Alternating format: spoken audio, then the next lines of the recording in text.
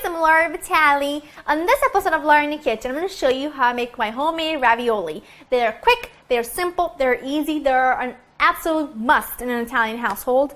Now, in my family, most Italian families anyway, on Christmas Eve, it's all about seafood. We do tons of seafood. But Christmas Day, we do either a homemade ravioli, homemade gnocchi, some sort of homemade pasta, and then we have a roast, potatoes, you name it. So this year we're going to have ravioli, and I'm really excited to show you the recipe. And what's great about it is Christmas might not be for just a few more days, but I'm going to make mine ahead of time, freeze them, they're going to be perfect on the day of. But of course I'm cooking some tonight, I got to eat, you know?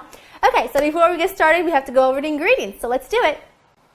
You're going to need some fresh ricotta, some Parmigiano Reggiano, an egg, salt and pepper, and some fresh pasta. Now this pasta I made myself, and there's a video on how to make it. I did an episode on it, so go ahead and check that out. It's everything that you need to know about how to make fresh pasta dough, rolling it out, and everything. So that we have one step done. So this is going to be cheese ravioli.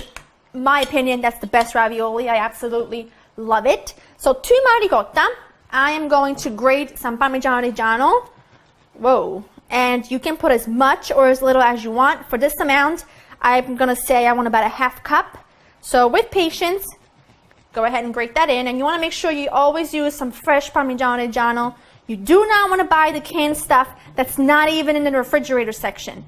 You know where that stuff comes from? That stuff comes from the factory where they make real cheese. It's the stuff that they sweep off the floor. That's not real Parmigiano. And we don't want to put any of that into our system. Come on. We want good stuff, right? If we're going to spend the money, I want to spend it on good stuff. So I'm going to season it with salt and pepper. Not too much salt, because remember, the ricotta and the Parmigiano is salty enough as it is. And then we need an egg just to bind everything together. Always crack it into a separate bowl to make sure there's no shell, there's no bad egg. So now just mix the entire thing together. And if you wanted to, you could put some shredded mozzarella in there, but we don't do that. We just put ricotta, and that's kind of all I know about it. Okay, so now set this aside because it's time to form the ravioli. So now we just want to put some flour on the board. And I'm going to take the first sheet of our fresh homemade pasta, which is so perfect. I just adore this recipe because of its simplicity. Now in here, if you want to do this by hand, which I'm going to show you a couple different steps, this is how we're going to do it. You're going to take some of your ricotta, okay, and you're going to just put dollops of it. You want to make sure it's just a few inches apart from each other. I would say a couple inches, because when we form them, we want them to be correct. So now just take a little pastry brush and brush all around the edges, because you want to make sure that the other sheet sticks. It's not going to stick if it has nothing to stick to. So now you take your sheet and you put it right on top, making sure that when you do that, you give some room to get rid of any air bubbles, okay?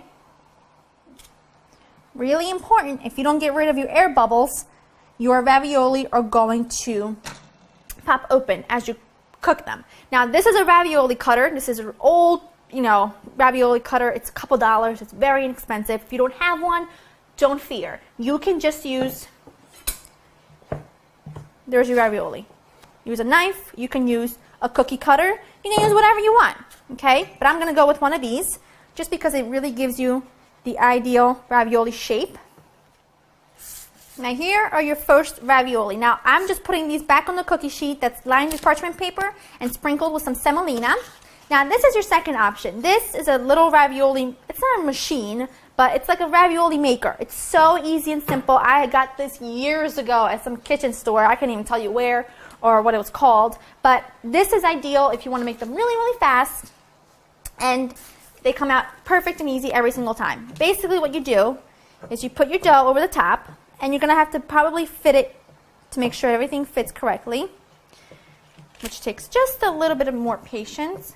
And then you take the topper, and all you do is press it down, and the topper just gives you perfect little, like that. And then you just fill each one. You don't want to do a heaping tablespoon. You want to make sure everything's nice and flat. This makes slightly smaller ravioli, but they all taste the same. This is just all in one go type of thing. So I'm just going to continue and making the rest of these, and then it's time to cook them up so we can eat some dinner.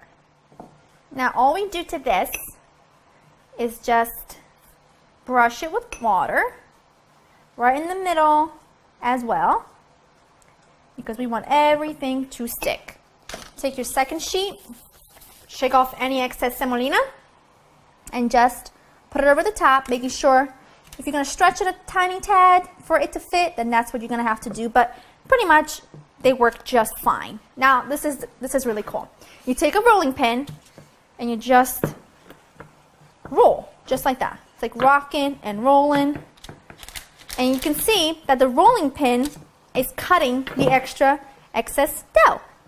So just take them out now. I have my ravioli formed. Now these are the ones I'm going to cook tonight. The rest of them I put in the freezer on a flat baking sheet just like this until they're frozen, and then you can put them in a Ziploc bag. But that's just going to make my life a lot easier on Christmas Day. So now I'm going to let these sit at room temperature on the counter for about 20 minutes or so. I want them to dry out a little bit before we cook them. And let these sit out for about 20 minutes, and I have some salted boiling water, and I'm just going to drop them right in. And these are literally just going to cook for a couple minutes or until they float. And when they float, I'm going to drain them, and then we're going to serve them up. All I've done is drain my ravioli. You want to make sure you drain them really well. And I'm just topping them with some basic tomato basil marinara, which you of course can find the recipe on Laura in the Kitchen. Top it like so. I'm so excited. I don't even know what to say. Grab a fork. And I'm just going to dig right in.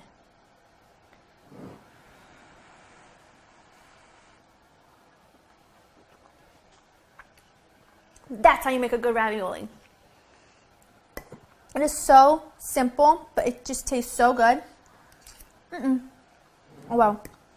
They're just so good. If you love a good cheesy ravioli, this is your next go-to recipe. They're so simple. It highlights everything a ravioli should be. They're not dense and heavy and just a bunch of dough in your mouth, which I absolutely hate. I despise it. Could I put a whole ravioli in my mouth? I think I could. And I did. So good. Well, that's it. I hope you enjoyed spending time with me. For this Christmas Day, make some fresh homemade ravioli. To get the recipe and others, go to www.laureninthekitchen.com. And I'll see you next time. Bye-bye.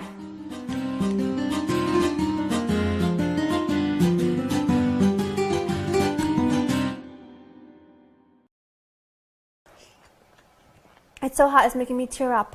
But they're so good, I can't stop. I'm going back.